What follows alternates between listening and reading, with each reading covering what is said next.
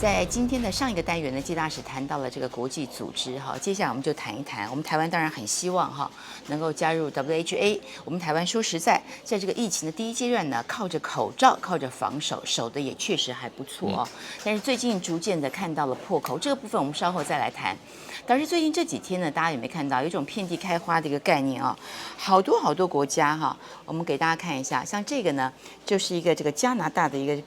个这个议员哈。他在这个社群上呢，发表了挺台湾啊加入 WHA 啊，然后就是遍地开花啊，你看到，紧接着呢，这个南韩的议员也录影，也录影发表了这个谈话等等啊。那么当然在这个过程当中呢，你也注意到下面有一个小符号啊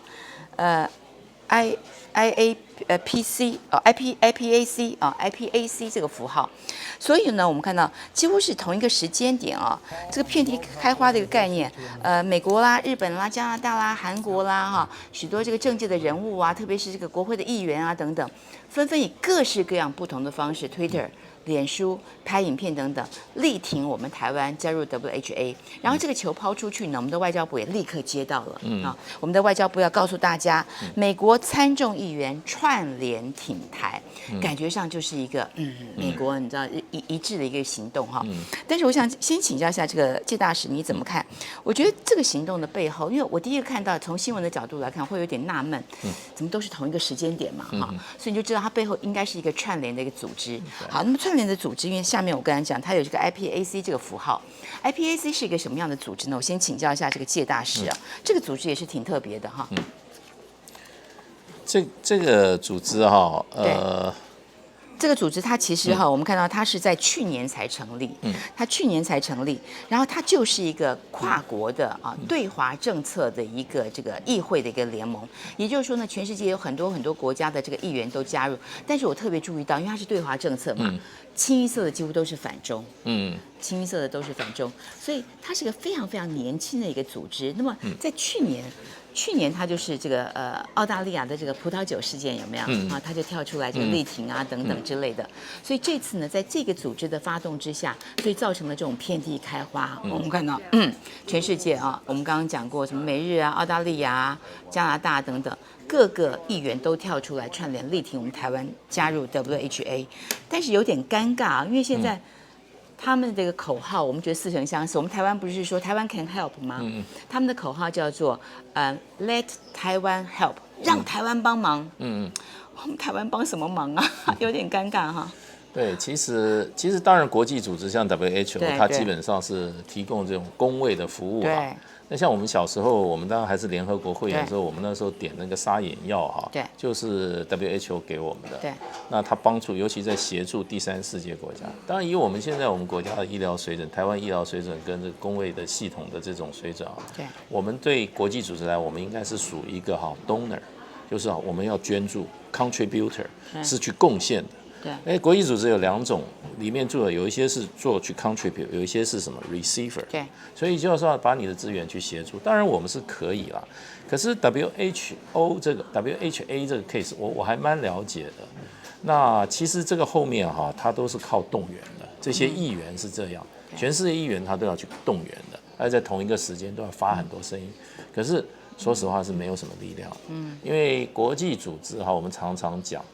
多边关系的基础在双边关系，也就是他今天他要你加入，比如说他要你成为一个国际组织会员，如果会员的身份是国家的话那这个国家一定要先承认你的国家地位。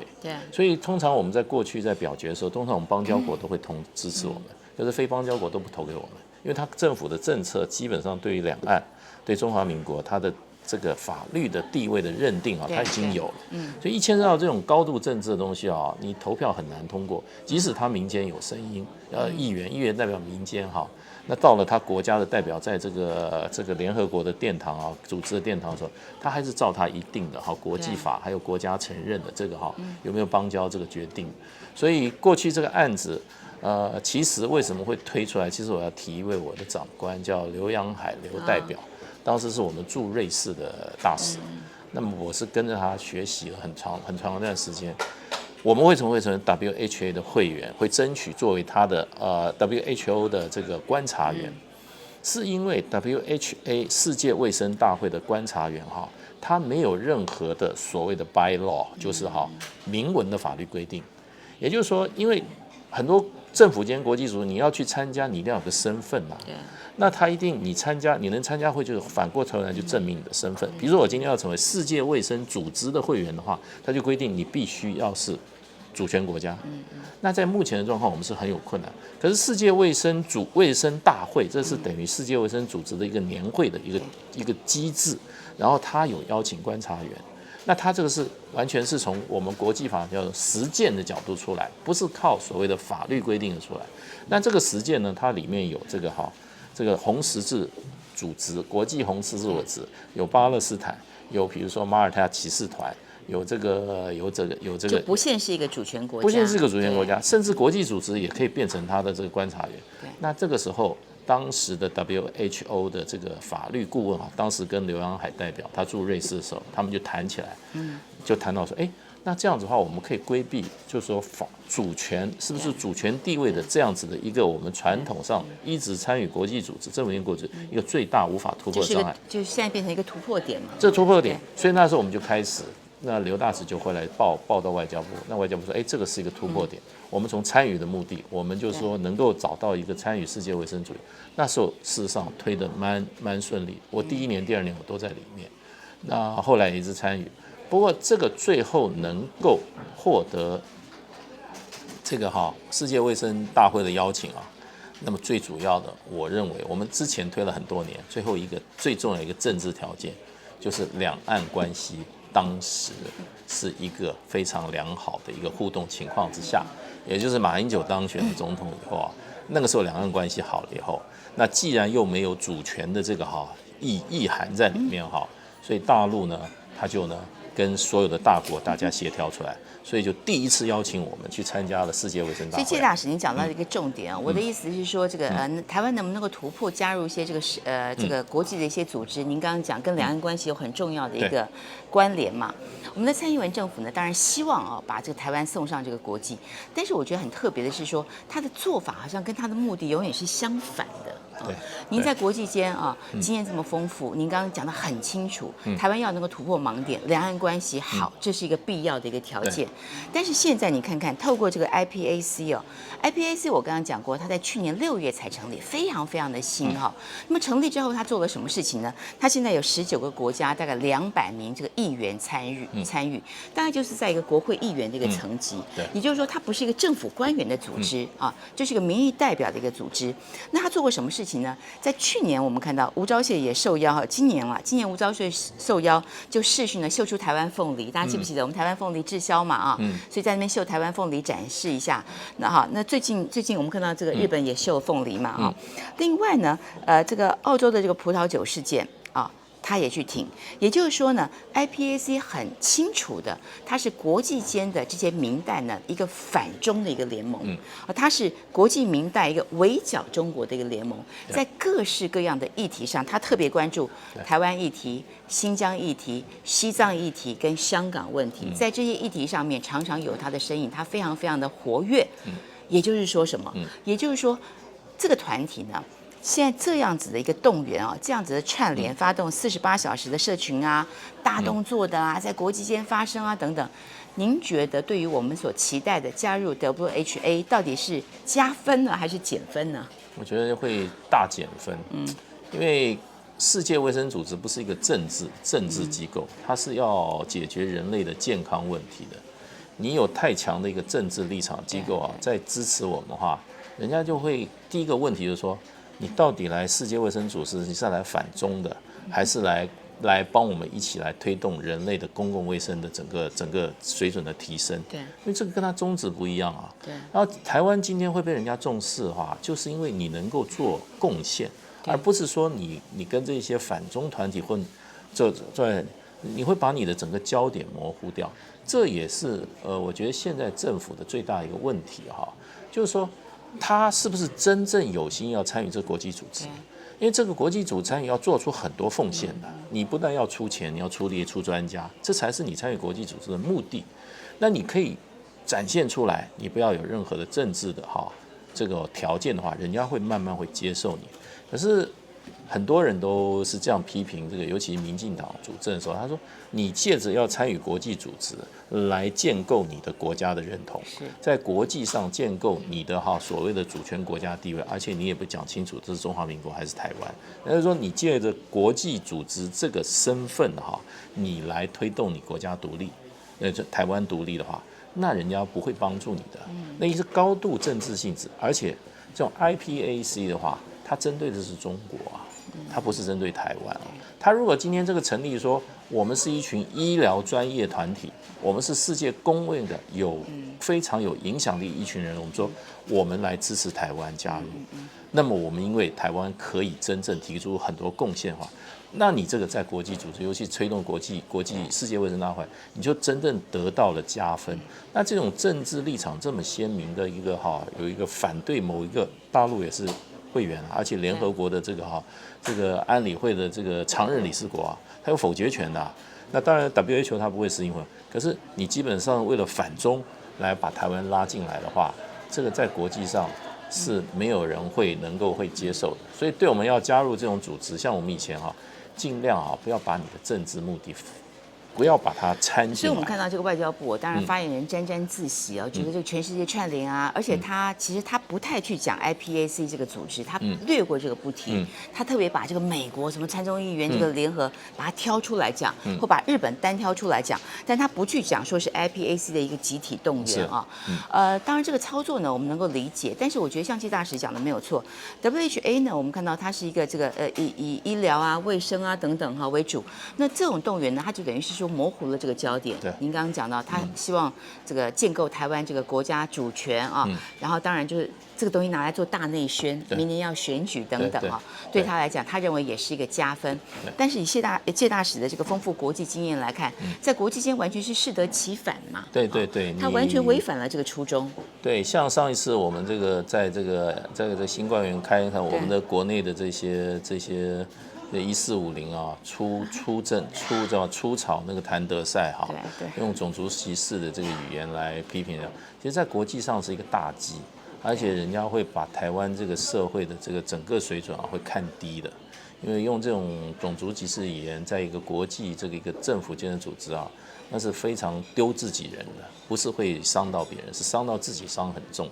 可是我们居然国内有这个情况，可是我觉得现在就是说，可能民进党政府他是不是明知不可而为之他是明知不可为而为之的背后动机是做大内宣。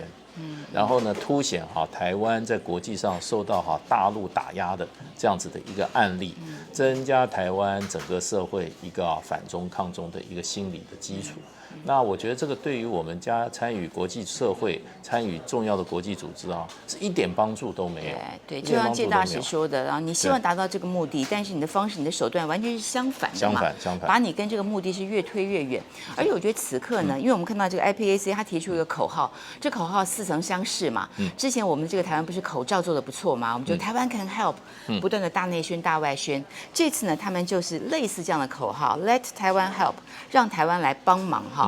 但这个时候提，我真的觉得有点尴尬，因为平常提也就罢了，我们现在台湾疫情出现破口，我们台湾人自己紧张的不得了。第一个破口，我们看到这个华航机师的感染，到现在为止感染源找不到，而且呢，他在整个这个感染，包括这个家庭的群聚等等，他的足迹也没有明确的公布这点就让国人非常的疑虑。另外呢，他在疫调的部分台北市政府对于这个台科大进行大消毒等等，竟然是看了电视的跑马灯才知道。也就是说呢，中央是刻意不告知吗？这个不告知呢，你就会觉得无法原谅因为当然这个防疫不能够分蓝绿尤其是中央地方政府愿意配合，你应该很开心你刻意隐瞒不告知，陈时中还希望黄珊珊不要太生气，这话不讲还好，一讲是大家都生气起来。我们台湾到底能够 help 什么？我们现在为止自己没有疫苗，来的这个 AZ 疫苗呢，快要过期了，台湾人不愿意打，所以在此刻说 Let Taiwan help， 让台湾来帮忙，我真的觉得脸上3条线，尴尬的要命。我们现在帮忙什么这就是我觉得我们自己跟国际社会的脱节了嘛。那其实国际社会现在这个基本上的互动之间非常的多了，那我们都讲这个空话的话是没有用的。那你真的要 help 的时候，比如说巴拉圭，他说我缺钱买口罩，我缺钱买疫苗，你拿1800万美金来吧，那你就要掏钱了。那你要给物资，你就要大量的给啊。对，你有大量的呼吸器吗？台湾有生产吗？对啊。你如果都是买的外国的去，或者你就直接大量的这个金钱的援助啊，这个都是行动，有没有行动，人家就非常清楚。像我们过去参加世界卫生组织，世界卫生大会，马英九的时候参加了很多。那事实上，我们也展现我们的实力。可是你因为政治原因，因为我们蔡英文政府一开始就把9·2共识这个两岸之间最起码的一个政治的一个好基础，把它单方面把它这个撤掉以后啊，那你这个就没有机会再参与啊。没有机会再参与的时候，我们用什么实际的行为来展现我们的这个？我们没有一个 track record 啊，就是说你愿意出钱，你有很高的这些高人力素质，你随时你可以派200个医生、300个医生，就到人家去那边去给予这个技术资源，都没有啊。那再加上我们现在国内的疫情我们自己内部有很多争议，因为我们这个整个疫情指挥中心在很多牵涉政治的问题上事实上有太多的政治色彩。也许我觉得最不好的就是国际组织是不希望你用地名来冠名一个病毒的。我们台湾一直用所谓武汉病毒其实这是有损我们在国际上的这个整个的这个形象。可是我们的政府从这意识形态出发其实都做了伤害很多自己的事情他还沾沾自喜，然后不断的在内部都是我们的疫情指挥官讲话很多政治意涵在里面，这个医官都不应该要提的，因为他是一个纯专业的一个人，他只能就专业论专业，那么基本上不能够就政治一起表示意见，可是他常常有很多政治性的言论我觉得这也会减损人家对我们这个防疫团队的一种评价，是国际评价。对，比方说陈时中最近到这个欧洲商会去演讲嘛，他就讲，他说去年呢这个防疫很困难，今年是口水让他觉得很困扰当然他这一话一讲呢，这个舆论也炸了锅。说实在的，有做得好的地方，当时我们看到包括中间新闻，我们真的给予很大的赞美。对，每天呢在我们后面把他的照片弄得大大的这个捧上神坛，当时我们的赞美从来没有少过，但是后来做的不好，我们也开始批评，但这个批评对他来讲可能都是口水所以我觉得这个部分是让人家比较难过跟比较忧心的。特别是现在台湾的这个疫情破口，他到此刻为止呢，他的疫调是选择性的公开那他公开了，包括这一波的疫情当中，他公开的这个是跟华航机师没有关的一个老先生，他去跳舞他去吃饭等等，这部分公开。但是疫情比较困难的这一部分，就是华航的这个机师的这个群组等等，这个部分没有公开也让大家觉得你没有公开，应该是有猫腻大家更害怕。也别忘了彭博社呢，他们每个月有一个这个韧性的一个抗疫排名，韧性也就是说呢，他看的是一个长期，不是指一个就是韧性嘛。那我们台湾呢，现在这个名次掉了，变第5，很简单原因就是因为你没有打疫苗嘛，疫苗的覆盖率大概不到0.1%。你看看美国呢，它是上升了4名变成11名，英国一下子上升了7名变成了18名那么新加坡呢，现在是亚洲最好的，那么他们的疫苗覆盖率已经到了19.4%，将近20%了。所以事在人为了新加坡小而美，我们台湾其实也是小而美，所以我觉得在疫苗的这个问题上呢，到此刻为止，台湾人满意吗？我相信是很不满意的。我觉得这是一个定时炸弹。我觉得它要爆起来的时候会让我们一下会怅然若失，而且损失极大。因为欧盟前一阵已经讨论到，就是说，如果美国的这个观光客到欧盟去的话，他只要带有这个有效的欧盟认证的疫苗的注射证明的话，他就可以进入这就是所谓的疫苗护照这个概念。那现在，所以欧洲跟美国为什么这么自私他不断的加强他的注射，药都自己打，因为他就可以不但内部可以解封，他将来人可以自然流动，整个经贸活动就会开始活络了，就活络开。你打了疫苗，你就没有这个传染性嘛，人家就可以让你入境。那现在我们台湾可能以注射的速度来看，注射的人数来看，我想是敬陪末座了。那更不好的一件事就是说，我们现在这个政府会放一些风声，那有一点捕风捉影，因为这个话讲太多了，到时候没有来啊，你又失望一下，然后来的时候你去问那个疫情指挥，他也不知道从哪里来的，他是真不知道。记者问他，他说我真的不知道，真的不知道。然后来了以后，发觉只有1个月效期了，马上5月几号都要过期了， 5月15马上要到了，马上要到了。对啊，然后又是国际间大家都不喜欢打的，像这个 AZ 有一点争议的疫苗。那会不会到最后又是比较有争议的疫苗送到台湾来，然后量我们也不知道，时间也不知道。如果我们变成大家都打得差不多的时候，我们还在比如说注射率，比如说低于10%，甚至低于5%的话，那我们人就出不去了。所以再回到我们刚刚讲 WHA， 因为台湾没有加入这个国际组织，所以在这方面的发生也好，其实台湾就是个弱势。对。但是加入国际组织对我们这么有帮助，但是蔡英文总统他的手段呢又是刚好相反的。对，所以这个部分呢让很多民众感到不能够接受，也百思不得其解。他到底是国际知识不足呢，还是他看到这个两岸反正关系很差，我不可能了，我干脆豁出去了，乱搞一通？我觉得基本上他看到他唯一的价值就是来培养我是这种孤独求败。怎么孤独求败？他希望在这个战场上受到屈辱、受到失败以后用这样子的一种案例回过头来背棋牌在台湾，明年又选举了嘛，又选举，对不对？再把台湾的这个抗中反中的情绪再把它炒到一个高潮，那么他又可以从政治上面获取利益。我觉得如果外交或参与我们国际组织，最后只剩下这样子对民进党的选举上这样子一点价值，真的很可悲。因为说实话，当时像我为什么提刘阳海刘代表，他是真正懂国际组织的。对，他当时是我们派驻在欧洲联合国总部，他从3等秘书干起来，是剩下仅有专家，他找到这条路，他很高兴让我们来做。那后来走通了。可是走通以后，你看我们的卫生署长当时每年都去啊，第一次去的时候，用 Chinese Taipei， 结果民进党派人去当场羞辱我们自己人，结果后来他自己要派人去，也什么名称都可以参加，所以民进党一直把这个当做一个国内政治议题来炒作的话，像您这样的专业外交官来讲我觉得也真的是很不堪、很羞辱，对于台湾所有的专业外交人员来讲都是。